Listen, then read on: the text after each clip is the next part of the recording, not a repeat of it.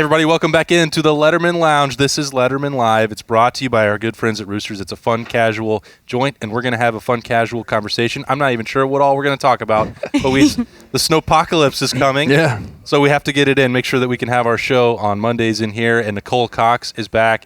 Nicole, Columbus has been good. The curfew's lifted, so people can come hang out. It's amazing. If they can brave the snow. Yes. Another thing that Roosters has survived, and we've all survived, so people can get back in. How late are we open now? What's going on for Roosters? Through the week, so what is it? Sunday through Thursday, we take last call for food and alcohol at 11:15, and then Friday, Saturday at 12:15. So it's so exciting. And even though it's really only one more hour dine-in, it's longer, but it's just, it feels like we're getting back to normal. COVID can't catch you. How crazy is it? We're excited. I know. Not that I've seen 11:15 in a restaurant for a long time, but it's just exciting that you're able to do that now if you would like to. Right? You and me with young kids at home. We're not banging down the door. No. That's Justin Zwick, Jay-Z, Bobby Carpenter. Bobby, we've made it. Another milestone. No, it's been... You've led this whole crusade. Well, just trying to make us. sure, maybe you wear 2 masks. Maybe you stay out a little bit later. I mean, I'm not sure. I know people that used to try to double up stuff all the time when they were in college. I don't know if the effectiveness of that or if 2 masks is better than 1. I've seen contradicting theories, but the fact that we're able to get out now, Ohio looks like it's in a pretty good place. A lot of the schools are starting to go back full time, which I know, if you have children of school age, a lot of parents are incredibly excited about that. So you're not like part-time tutor, part-time parent, part-time your full-time job as well, trying to mash all that back in. So it's awesome. They're seeing kind of some things open up, and hopefully here, we're right in the midst of it. But middle of February, all of a sudden, a month from now, you could be getting days that are 60, and then you could be getting snow again. But there are days in March where you do get some shorts weather, so I'm looking forward to that. I know. Austin's looking forward to that. I mean, he's got you got pants on today? I thought about putting on some shorts today. The snow's not coming down yet. But I'm just counting down the days till Pinehurst, Jay-Z. So I'm jealous. You bring that one up, man. Big programming mode. As you guys are trying to escape and go down south. So as you look at this today, Jay-Z went skiing. Yeah, I just got out from out west. Yeah, and he brought it back with us. Yeah, I did. All right, more than we had when I was there, unfortunately. But at least you have the sun out there when you're doing it. That's the sun on your Bluebird, face. Keeps you happy. Okay, programming note. Programming note. Today, 15th of February, the day after Valentine's Day, Woody Hayes' birthday. So obviously a huge date in Ohio State history. Yeah. The winningest coach in Ohio State history, most national championships, all the good things that come with Woody. And then also on February 14th, 17 years ago today, it was snowing and cold in Dallas, Texas, or yesterday, snowing and cold in Dallas, Texas yesterday, as it was 17 years ago. Anthony Schlegel was married to his lovely wife. Oh, my goodness. There you go. That's right. It's their anniversary day. 17 years. So he was joking with me yesterday as I was talking to him, maybe on Saturday. He goes, bro, it's freezing and cold and snowy again. And we came down there. AJ and I hyped it up to us. Oh, it's Dallas. It's winter. It's going to be great. And we packed shorts. I think the only pants I brought were the ones that I actually had on. Go to the wedding. Yeah. Go to the wedding. And that was it. It's going to be awesome. Hang out by the pool. Well, North Texas, like Dallas, isn't Houston by any stretch. It sure as heck isn't like San Antonio or Corpus. So it was cold. It was snowy. They're actually when it snows in Dallas, you have no removal equipment, so it shut down. So thankfully we had the Marxes down there with some other people, full-grown adults who could rent cars. But get us around. Yeah, because you guys weren't able to at that point in time. Yeah, 21 years old. 21 years old, and they're good. And Schlegel's getting married already. Schlegel's was like 20. He's like 24, 31 at that point. So we go down there, and this was back. This is a great little story because it was back in the day where you could it ratcheted up security. It's obviously post 9/11, but you could still bring liquids onto a plane. And so we're in college, didn't have any money. Freedom. AJ's dad paid for the flights. My dad paid for the hotel, and that's how we got it done. And we wanted to enjoy our plane ride, so we brought our own elixirs with us on the plane. Okay. And so, had some Gatorade, get some Gatorade bottles from the Woodies, you mix it up, you have a good time, relax. It's like a time warp, boom, you fall asleep, all of a sudden you're where you need to be. And so the second leg of our flight, we're going from Atlanta to Dallas. And AJ's dad got a great status wherever he gets his 2 front seats, 747, seat in the middle. not us. So he wasn't going to put two huge dudes together, which is the worst. That's when you give the old stretch out. We've done that many times on our way back from Vegas, Bob. I know, trying to keep people from getting in the middle. Well, this was actually this wasn't Southwest. It was a Delta or something. Maybe, I don't know. And there was a lady. It was probably about Nicole's size sitting in between. Like, we're sitting there, and she comes. I'm like, oh, I feel bad for her. All I know, we had some libations, relaxed a little bit, and the next thing I know, I remember falling asleep. I wake up, and my leg is touching AJ's leg. And I'm like, I don't even know where this lady's legs went. Like, we're just sitting there, like, spilling all over. I mean, she probably got out of the 3 seats instead of having like a third. She probably was more allocated, like 15%. I think she had half of her chair. You guys, I take one for the team on our way home from the Buckeye cruise. A lot of times, it's like, I'll take the middle seat. I know I'm getting the middle seat. But we're much more like courteous now. When you're 21 years old, it's like, I don't care. I mean, I'm getting as much space as I can, and you didn't know the person. Well, she's lucky she didn't have you guys on the way back, because you would have been sweating booze out, I'm sure. It was those two big animals with the long hair. I'll never forget coming home from Vegas one time, those two guys, somebody was lighting up the cabin. And you just had these two guys acting like they were sleeping. Just lighting everybody up. Oh, I can sleep on a plane. I can sleep on a plane for years. Like, my wife gets mad about it. So I'll sit down. There's times where I'll fall asleep before takeoff and like literally wake up when wheels hit the ground. It's a beautiful thing. It's amazing. Yeah. It's like if you ever wanted time travel, like that's kind of it. Teleporter. I mean, poof. You go to sleep, and 2 hours later, you're there. Fly west, and then you check your time. Yeah, I know, right? Yeah. Especially the flights west. I want to sleep the whole time. Yeah, so February 14th, big day in Ohio State history. That's huge. Two dudes that slammed a guy on the field that weren't players at the time. Anthony Schlegel's anniversary, Woody Hayes' birth. There you go. That's an Ohio State tradition unlike any other. Like, you got to do it. You do. I don't know how they teach that to you over in that building, but I mean, will anybody ever do it better? Anytime you see a streaker run on the field, which happened again at the Super Bowl. Yeah, which the guy's not getting paid now because he admitted to it, right? Well, I'm not sure. I don't know if I bought that in the first place. They cap prop bets, so I don't know how he could have gotten it that high. That's the one thing that I was trying to figure out. I guess the story was that he got like 7 other guys together. Like, I'm going to do it. Let's try and build up like 35,000 or something like that. They're betting offshore. I don't know. I didn't believe it. Ran his mouth and who knows? If you're trying to actually pull off a heist, you don't tell anybody, right? We borrowed some of Nicole's undergarments there. Those things didn't exactly fit. Is that what? I mean, his pants were falling down. You're not going to want those back. No, thank you. No, thank you. I mean, if Roosters asked me to go, make some money for them at the Super Bowl and streak, I'd have to think about it. But well, yeah, if that's free Roosters for the rest of your life, or something along those lines. Schleich said he'd do it for just a bowl of mac and cheese bites. I know, guys. I'm already trying to figure out a way to send those to him in Florida. Like, how can we do that? How could we just surprise him with a bunch of these mac and cheese bites? Well, we're gonna have to. Have the con jet come pick us up. We'll go down there. Yeah, I mean, if we have to, I'll do it. That might be the way you catch him, Nicole. We just find out when he's getting dropped back off in Columbus, because he and Urban are taking a bunch of these private jets to get going with the family up here. So just take him to the airport, send him on the way. He'll be snapping some Twitter and Instagram on the flight. Yes. They'll still be warm. I need your help making that happen, Austin. Okay. I 100% want to do it. We'll talk to Schlegs about it. Also on this show, I think we'll talk about football at some point. We're going to have Spencer Holbrook join us later. Al Washington decided to stay. They brought on some analysts that maybe you guys might know. We'll talk about that later on in the show. Just thinking with this weather forecast, and I'm not sure the snow's coming down quite yet, 5 to 8 inches we're getting. Sometimes you had to play football in these games, Jay-Z, Bob. Yeah. What's the worst weather you've had to play in? Speaking of Texas, I guess, Alamo Bowl. You remember that practice? That was the coldest practice I think I ever was a part of. We went to the Alamo Bowl in 2004. And I think it was the first day of practice, which everybody's a little slow that first day of practice, at least some of the guys anyways. I think Rob Sims was singing Carmen, Ohio in one of the bars, late that night. But it was one of the coldest. I think we had a video guy who was up in one of the, whatever you call those things that lifts you up in the sky, hypothermia. Like, had to brought him down to the hospital, if I remember correctly. He went down in the lift. Yeah. They had to get somebody and go lower the lift to get him off. Yeah, it was nuts. They look up, and he had fallen down, was laying in there. San Antonio, people think it's Well, that's what I mean. We're all going, Texas, it's going to be warm. It's the desert, and so when it gets cold, man, the wind was freezing. coming through there. And Tress, he used to always try to get everybody to lose weight by the end of the year, so he'd crank the heat up in here. So we used to practice in like 85, 90 degrees, sweating to death.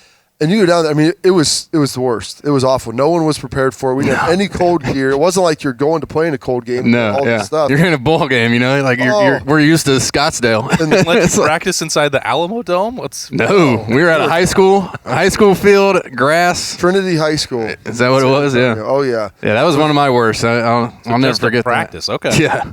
Hey, the practice is the worst because it's like the coaches can kind of extend that as long as they want. Exactly. There's no clock. Like in practice, the clock stops. Like you have periods and stuff. All of a sudden, you're like, you talked about time travel and stuff before. Yeah. It's like we've been in period 8 already, didn't we? It was 3 minutes. I think and they now restarted it's 4. this. Yeah. How did this happen? I would say the coldest for me. There's kind of 2. Played Washington in D.C. week 17, I think, in 2003.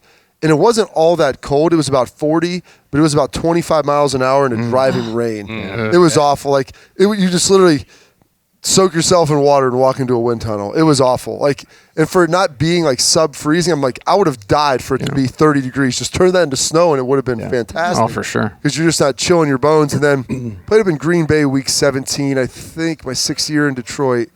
And it was cold. There was about probably 7 or 8 inches of snow they had to scrape before the game. Down in the 20s. Like we didn't really have that in the Big Ten as much because we used to wrap up before Thanksgiving. So well, you know what? Speaking of Wisconsin, though, remember when we went to play Wisconsin in warm-ups, it was probably 50, 55. People were in short sleeves. It was great. We go in, come back out, and it was like 30 degrees with 20-mile-an-hour winds, rain, sleets. It was because I was a freshman. I think that was our freshman year, or that was my redshirt freshman year. Our second year. So I was still. Scotty Mack was back up. I could travel that game, and I'm just like I came out with no sleeves on because it was nice, and then just coat the. I don't think I moved from my spot on the sideline. Nicole, you've been around the sidelines at Ohio State before, trucking around. Tell us what it's like for you when you get to caught in that wind tunnel. It's miserable. And I know, and I feel for you guys. I'm like, hopefully somehow they just keep themselves warm because they're like really into the game. I have no idea. But I remember an Ohio State-Michigan game, and I can't remember what year it was, but I remember not being able to feel my feet.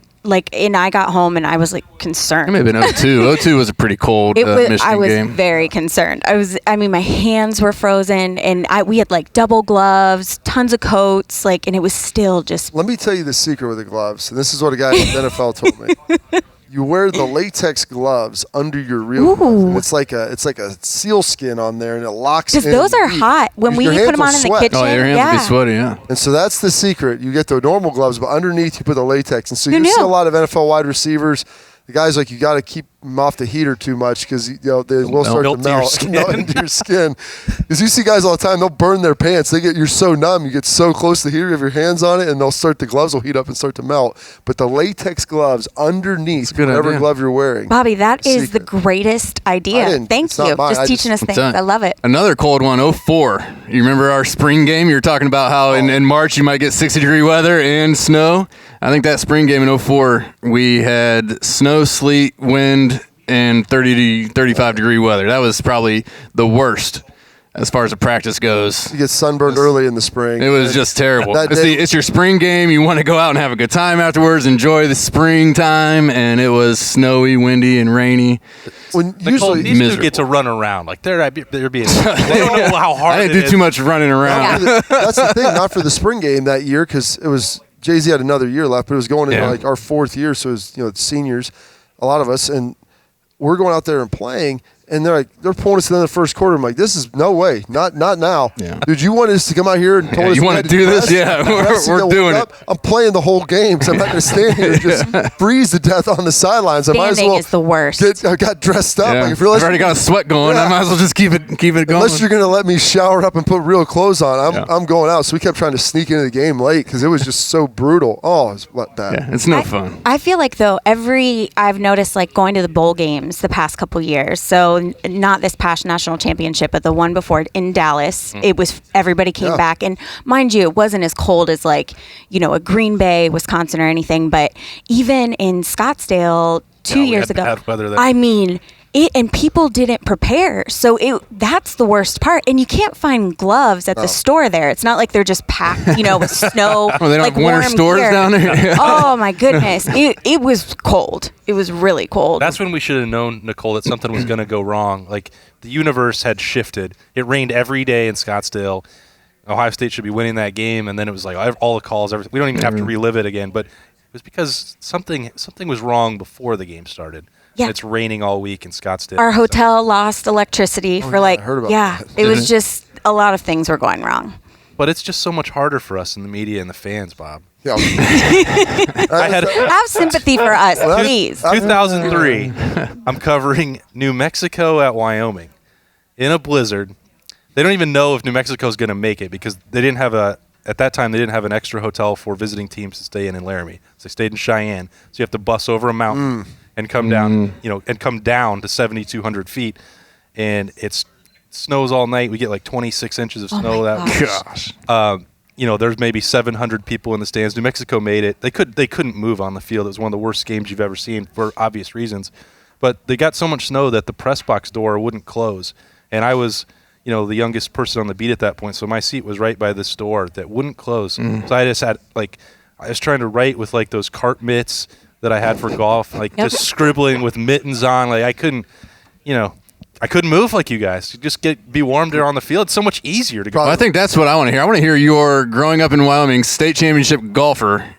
I'm sure you played in some weather, right? Because, that's a fall sport. Is it out there? Yeah. Fall state championship, October, last week in October in Wyoming. The orange ball? Yeah, you snow? got played one round in Cheyenne, the round of my life. It was so cold. You talk about, you can't – I can't play with 2 gloves on or heavy gloves. Yeah. So it starts snowing. It's 25 degrees and somehow shot 76. Oh, my gosh. And you just go in the clubhouse and you're like, how'd everybody do? I'm like, well, that's you might as well have shot 2,500 in there. Yeah, no doubt. Are you kidding me? That was 25-degree weather. That's one for state championship. I'll never forget. Yeah. And you had shorts on, didn't you? Oh, of course. And then I pretended to. This is like a Bobby Carpenter temper story, getting tossed out of a spring game when he didn't want to play. I went on the bus and so I was I turned the car 76 and go to the back of the bus and. Man, that was incredible. And I'm I missed a couple putts. In fact, everyone's praising. I'm trying to play it off, and so I'm like, I didn't win that event, and so I tried to throw a Gatorade bottle down at my pillow on the bus, missed it by a little bit, and threw it straight through the window. And I'm like, there goes Austin, sore loser. No way, because I breaking windows. Have a reputation for temper on the course. And so I was, playing off of that and making a joke. But we've got to drive now 3 hours back from Cheyenne with a busted window. Casper, and it's put every blanket that we had and some cardboard. It was a chilly ride, so I had to pay for that joke that I made. I had to write an apology to the bus driver, and I'm impressed you had that much strength and velocity. That's back then. You got to think he was a different athlete back then. I hadn't been introduced to Roosters. Guys, we have healthy options. We have healthy options. Don't say that. Oh, that's news to me. You got the fingers over there. Yeah. Those are for you. Yeah. Delicious. They're my favorite. Yeah. Okay. Well, tomorrow, not a healthy option. If you can make it out, we got the fried mushroom. Ooh. I know those are Jay-Z's favorite. Yep. Nicole, you're trying to get the corn dogs back, right? We are working on it. Can you throw the? It was a supplier issue, so we were joking. I was like, we need to do a video series of Restaurant 101 behind the scenes of why things aren't on the menu anymore, or why they're on Super Bowl Sunday, for instance, people. We're like, why can't I get wings at, not a ton of people, but why can't I get wings at 5:30 when I called at, 2:30?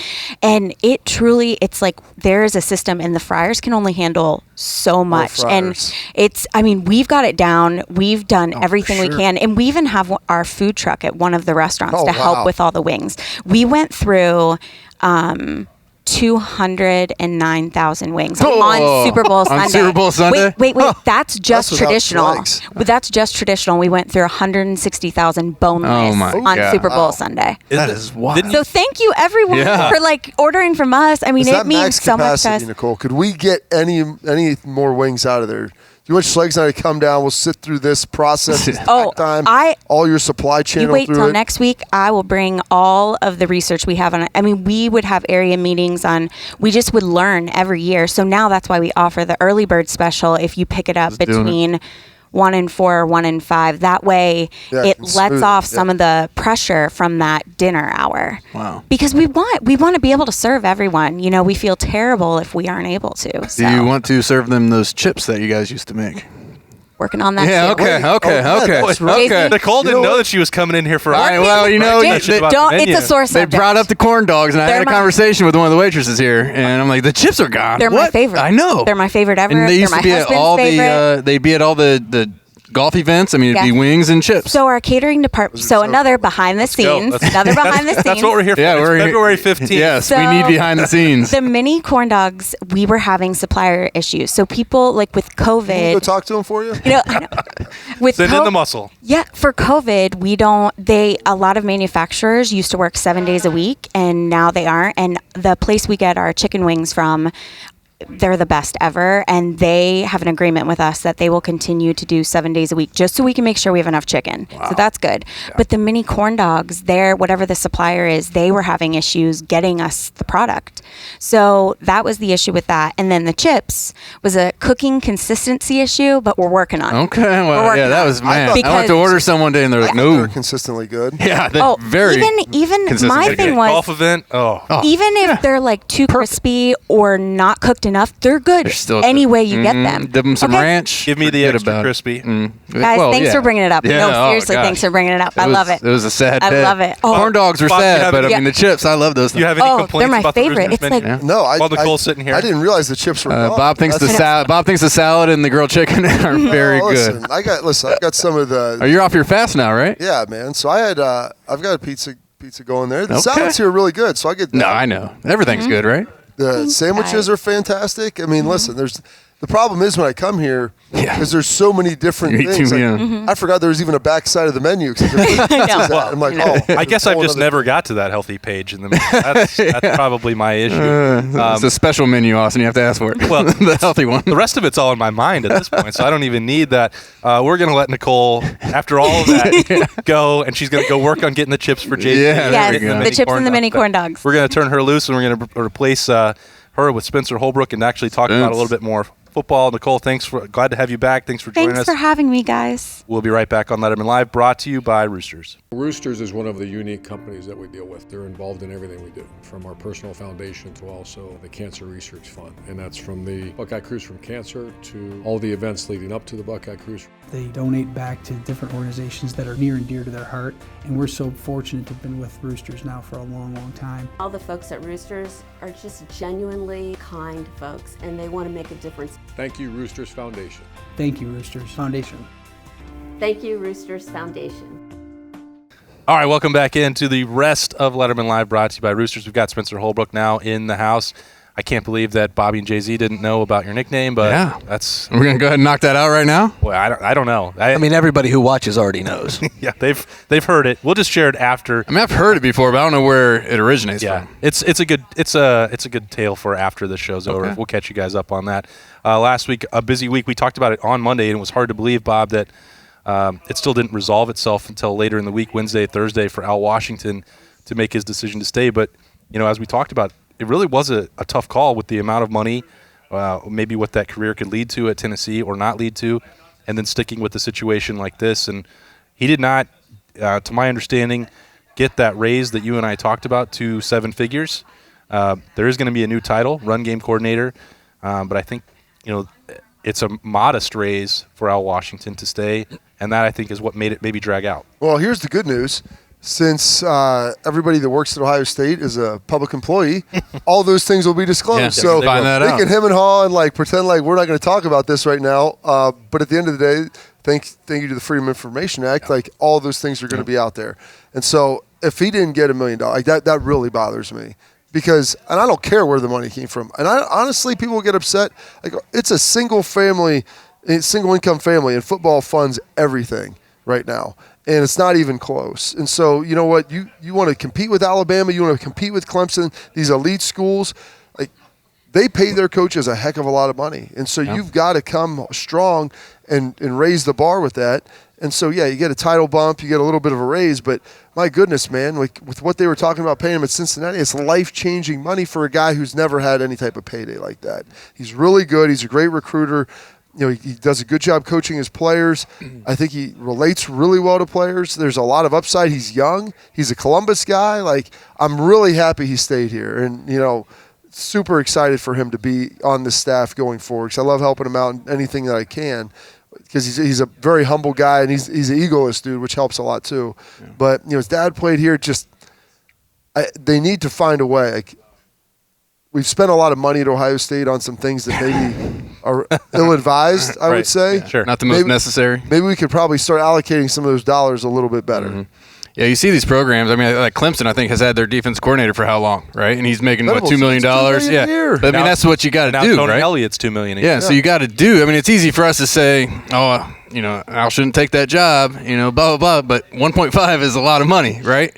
So, I mean, it's easy for us to say, you should wait for something better. Or, you know, Tennessee, you don't want that job. But when you're getting offered that kind of money, you got to take a serious look at it. I think he made the right decision. I think you stick with this team, you stick with Ryan Day, and just with the way they've been winning, and I think more opportunities will come. I think it was a smart move not to jump right away. I mean, sure, it was really hard to say no, but knowing you're getting a little bit of a bump where you're at, where you want to be, where you've been successful, and just kind of seeing how it goes in the future, I think that's probably the smart play. But for a young coach, man, that had to have been tough, right? I mean, no wonder it played out over a couple of days. And to both of your points, I mean, if you're looking at Clemson and what they've allocated, you know, Gene Smith has always said he's hesitant about the arms race and paying the assistants. Well, where else are you spending the money? Clemson cut its track program and then gave raises to football coaches. They sort of understand where it's going. And well, if you don't want your coaches to leave every year, I mean, you know that's coming down the pipe. Or you know the university is going to pay these guys. That's going to help Ryan Day have a coaching staff that is going to put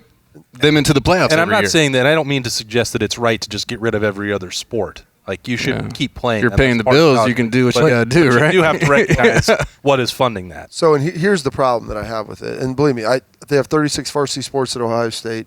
They're all very competitive. You've got great facilities. You have great student athletes across the board. And I love that. That's one of the great things about it here. The problem is the same people will say that you should keep every single sport, and they don't ever see anything get cut, will also complain when you lose to Alabama and Clemson. Mm-hmm. So I don't want to hear those two things. They're dichotomies that are working against each other. Like, you can't try to say, well, we should be the best at football. Well, then all of a sudden you have to begin to divert some of that. So you've got to find a way.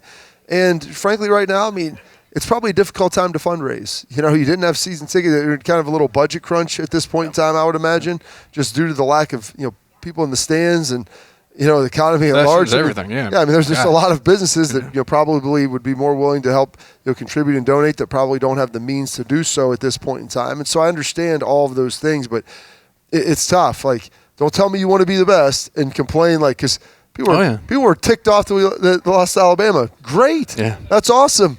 Beating Clemson wasn't enough. To be mad that you made the championship game and got beat. It's terrible. Well, you know what? You look at how much they pay. Alabama's got 47 analysts down there. They pay these guys all bring in new dudes every year, every time. 3 or 4 guys. There's never any budgetary concerns. And Nick Saban's making $10 million a year. No one even thinks twice about it. He might even be worth more than that. Okay. But it's just, I mean, the push and pull with that of trying to figure that out and how that's going to work. And so Gene can say he's hesitant about that. That may all be well and good, but at some point in time you have to really prioritize, because if football begins to take a hit, Ohio State is the driver for the Big Ten, far and away. Oh, gosh, yeah. I mean, it's not even close to the numbers that it pulls and the popularity, not even in the region, but countrywide. Yeah. So if you're not up there and considered one of the top 4 or 5 programs in the country right now, you might as well just kind of be like everybody else. No, that's like where Notre Dame's really good. Mm-hmm. They get there and lose. They can't beat. They have a good year every 4 years or whatever it is, and they go lose in the playoff. And that's basically what you'd be relegated to. So you have to make decisions, and they're tough. I'm not saying it's easy, but you know what?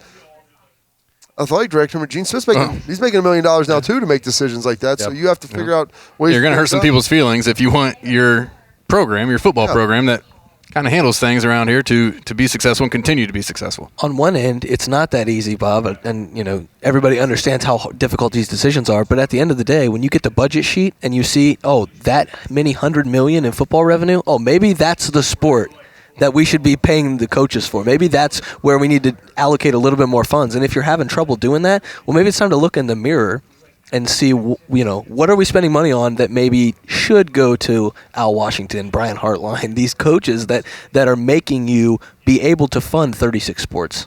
Yeah. And the other part of it, too, when we're talking, really every conversation in college football right now revolves around these three programs, Alabama, Clemson, Ohio State. So we talked about what Clemson's paying and what they did with some other sports.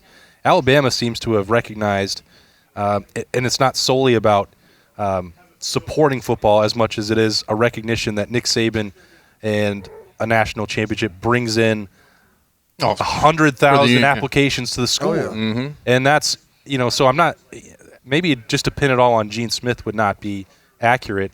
And we'll see if a new president, new leadership, whatever, board of trustees, if they, they've got to say, well, if we don't want to compete at that level, maybe that will impact the school as a whole. It may or may not, but yeah. Oh, there's no denying since 2002, the first national championship won here in over 30 years. Enrollment has been up. Our applications have been up, which has driven up, correlated to driving up the entrance scores, the GPAs, all of those things. And people can laugh at that, but it's 100% accurate. There's no greater marketing that you're going to find than having your team and brand out there all the time like that and being able to get exposed to programs. Is the school great? Absolutely it is. Yep. But you used to be able to get in here with a 98.6. That's body temperature. That is no longer the case. Mm-hmm. You've got to be a 30 ACT person to walk through the doors. It's tough. It's changed. It's tough, and that's all been in the last 20 years. Yeah. I just saw something. It was just interesting to me. It was just talking about recruiting and how much universities spend on it. Yeah. I don't think Ohio State was in the top 10. So it's like you go out and you win ball games and you be in the playoff and you win Big Ten titles. That speaks volumes for your university, for you. You don't maybe have to go out and spend as much money as others. And that's only over-the-counter money. Well, that's only money that's reported. That's not the McDonald's bag money. Count Tennessee's slush fund down there. They might not even be in the top 40. No, yeah, you're right. But what about some of the expenditures, like the Hugh Freeze stuff? Do those things count in? If you're turning that in for expense report, for your expense report, and if you're attending cabarets on the road, but also there with high school coaches, so you're trying not for players, but the coaches to really sit there and hash some things out. Yeah, boy, are we suggesting a lot of business gets done? Benders. Great kitchens, knee benders. Remember that. That's a story for another day, another time. Just from the on-field perspective, keeping Al Washington here. If you were replacing all four linebackers, Bob, and the linebackers coach, not saying it couldn't be done, but it's not one that you would sign up for if you're Ryan Day. Well, and it's tough because this is kind of Al's first time now to really have a group of guys that he recruited to come through here, and they've developed with him a couple years and to begin to work those guys now into the system. And so that's tough when you begin to break that trust, and they're like, all right, we got another coach coming in now, and it's difficult to kind of work through that. And so, we lost Mark Snyder. He became the coordinator my junior year. Luke Fickle took over the room. And so he was already on staff, but it's just different hearing a different voice. Coaches want to emphasize some different things. Their personality is going to be a little bit more unique. And you don't have that bond of knowing the guy all the way through the recruiting process, which I do think it's important because there's an accountability there as a coach when you recruit a guy and you tell him certain things you have a good guy. That was a good guy. If he tells you something, he's telling you because it's factual, not just telling you it to make sure that, lying to guys to get him to come to school. Well, and you just lost a D coordinator, right? Yeah. To retirement. So, that's two new coaches that would have been trying to get these linebackers where they want them to be after a couple years of them learning maybe a different way. Yeah. So I think it's huge to keep him there, and I don't know what they did. I'm sure they sweetened the pot a little bit for him just to just keep him up north, just a little bit. If I had to guess, I would say it'd be about a 20% raise, but we'll wait and see on that one. Yeah. File your Freedom of Information Act request, Austin. I know what it is, but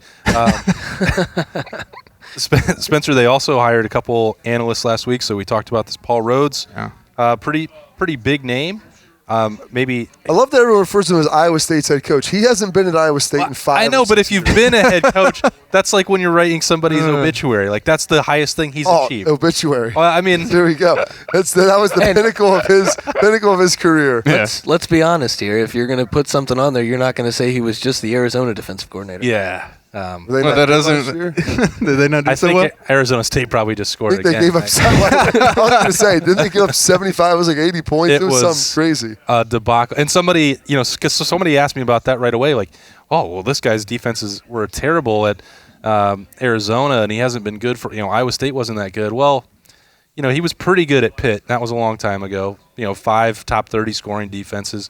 He's never had the same personnel to work with. Also, he's not coming here to be the defensive coordinator. Yeah. He's coming to be an analyst and help in the secondary. Like The talent he's getting at Ohio State, and he's going to be able to work with Be an Ohio all-star State, team of who he's coached before. compared to the talent that Kevin Sumlin had recruited at Arizona the last 3 or 4 years, is like going from little league to the pros. Like it's insane, the talent disparity. And I was checking it out a little bit, and you wonder what he could have done with his defenses if he had more talent. Because like you said, at Pitt, he had really nice defenses. So I think it's a great move for Ryan Day to bring in an experienced guy to just get another voice in that room and have a different perspective on maybe what went wrong against Alabama, maybe what they can do better moving forward. Yeah, I think it's big because you lose an older guy who was your coordinator to retirement. You need somebody else that's been around. We got some younger guys on the staff, this, that, and the other. You want somebody who's been around and been in different positions and been able to think situations through from a head coach, from a defense coordinator, from type thing. So I think it's going to be nice to have somebody with some experience. Who's been around the game for a long time, just helping that secondary or helping wherever he's needed. On the defensive side of the ball. Yeah, the perspective. It's just always to have a different set of eyes and someone that's not. Yeah, and Ryan's around still a this relatively program. young coach, right? Yeah, and help him through situations, not even just as a defensive guy, but overall in totality, like Jay-Z said, of how you're going to operate and how what you do impacts the special teams game, the offensive game, and also he's down there. Kevin Sumlin, he's a guy you'd like to party with, Austin. There's some legendary stories about Kevin Sumlin and him getting after it. You're just dropping a lot of hints in the show today, and I guess people are going to have to tune back in because as we get through the off season, we got a lot more time to fill. He's just teeing them up right as now. you can tell, we're gonna file those away. Yep. We're gonna talk about a lot of other things, as we still got a long way to go. It's the middle of February, but we still had to have a great time in here at Roosters for Lettermen Live. Appreciate Nicole Cox for having us. Spencer Holbrook is down there. Jay-Z and Bob Carpenter. Appreciate everybody for joining us. We'll see you again next week. Of course, I'm just Austin Ward. Until then, bye bye.